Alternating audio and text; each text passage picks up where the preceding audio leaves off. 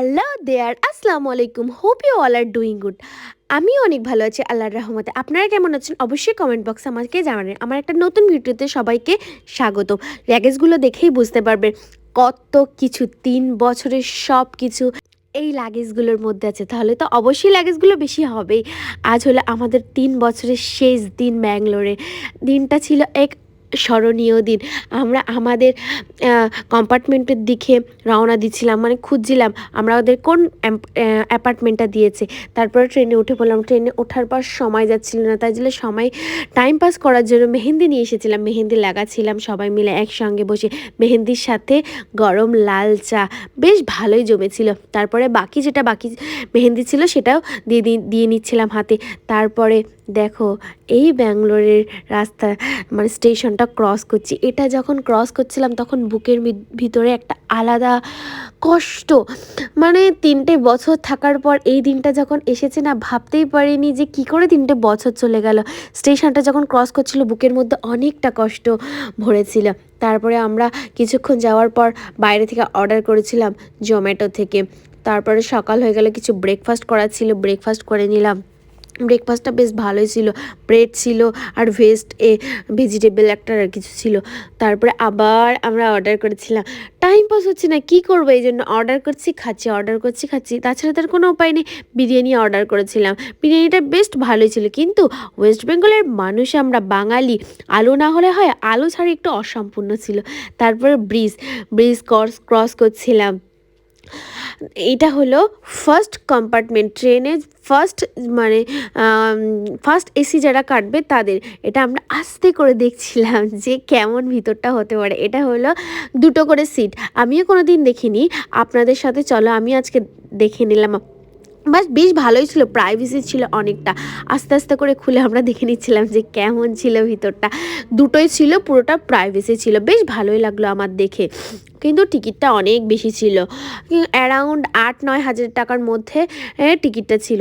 এটা হলো থার্ড এসিটাও বেশ ভালোই ছিল। আমরা কিন্তু ছিলাম সেকেন্ড এসিতে। এটা হলো থার্ড এসিটাও বেশ ভালোই ছিল। আমার তো বেশ ভালোই লেগেছে। আপনাদের কে এই ট্রেনগুলোতে জার্নি করেছেন আমাকে কিন্তু অবশ্যই জানাবেন। তারপরে আমাদের কিছুক্ষণ পর চলে আসলো এই হ্যারিকেন লাইটগুলো, বেশ পছন্দ হয়েছিল, কিন্তু একটু দেখার পর আর নিলাম না। নিয়ে কী করব, নিয়ে যাওয়ার জায়গা নেই, এই জন্য আর নিলাম না। তারপরে আবার রাত্রে ডিনারে অর্ডার করেছিলাম ভাত, সবজি আর এক ডাল। তারপরে অনেকক্ষণ পর রেস্ট করে দেখলাম একটা স্টেশন আসলে। স্টেশনে ট্রেনটা অনেকক্ষণ দাঁড়িয়েছে, কী করবো, বাইরে আসলাম। বাইরে এসে একটু নিজেকে স্ন্যাপ করে নিয়েছিলাম। তারপর এত কুয়াশা ছিল রাতের মধ্যে, এত ঠান্ডা পড়ে গেছে, যেই ওয়েস্ট বেঙ্গলের ভিতরে ঢুকলো তখনই বুঝতে পারলাম।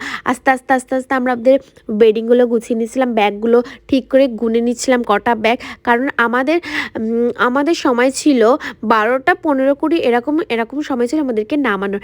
তারপরে 3জন একসাথে একটু স্ন্যাপ করে নিচ্ছিলাম। জানি না আবার কবে দেখা হবে। তোমার কিছু বলার আছে? মিস করো সব কিছু, আল্লাহর কাছে দোয়া করবো যেন ফিরে যায় আবার ব্যাঙ্গালোরে। তুমি কিছু বলতে চাও? 1 মিনিট। খুব মিস করবো, আর আমরা চাই যেন 3জন একসাথে থাকি, একসাথে জব করি। আমরা সব কিছু রেডি করে নিয়েছিলাম। রেডি করে ভেবেছিলাম যে আমাদের অনেক লাগেজ ছিল, এই জন্য 2টো গেটে আমরা ডিভাইড হয়ে গেছিলাম একসঙ্গে। ওরা আমাকে হাই করছে, মানে খুব কষ্ট হচ্ছিল, একটা এক্সাইটেডমেন্ট হচ্ছিল যে বাড়িতে যাব, এই জন্য। এরপরে চলে আসলাম আরেকজন যে গেটে দাঁড়িয়েছে ওর কাছে। দুই বোনে 2 গেটে আমরা ডিভাইড করে নিয়েছিলাম। হাফ এইদিকে থাকবো আমরা লাগেজ নিয়ে 2জন, আর একজন থাকবে আর অন্য একটা গেটে। তাহলে আমাদের হয়তো সুবিধা হবে তাড়াতাড়ি করে নামাতে। এখন ছিল 12টা 6, দেখলেই বুঝতে পারবে যে রাত্রেবেলা এই ঠান্ডার সময় কেমন ছিল। অ্যাটলিস্ট আমরা আমাদের গন্তব্যস্থলে ডেস্টিনেশনে পৌঁছে গেলাম। আমার বাড়ি থেকে যার বাড়ি থেকে আমাদের বাবা মা আব্বুরা এসেছিলো, সবাই আমাদের ব্যাগগুলো কালেক্ট করে আমরা আমাদের মানে যাওয়ার, ট্রেনটা এখন ছাড়লো, আমরা আমাদের যাওয়ার দিকে রওনা হব। মানে খুব কষ্ট হচ্ছিলো যখন ওদেরকে ছেড়ে চলে আসছিলাম। অ্যাটলিস্ট আমি গাড়িতে উঠে পড়লাম, তারপর বাড়িতে চলে আসলাম। বাড়িতে চলে এসে সকাল হয়ে গেছিলো, আর কন্টিনিউ করার আমার ইচ্ছা হচ্ছিল না। আজ এই পর্যন্তই গাইজ। রাত্রেবেলা এসে ভিডিওটা কন্টিনিউ করার মতো আমার আর হচ্ছিল না, এত ঠান্ডা পড়েছে ওয়েস্ট বেঙ্গলে। আমি তাকে শুনেছিলাম, কিন্তু বুঝতে পারিনি যে সত্যি এতটা ঠান্ডা পড়েছে।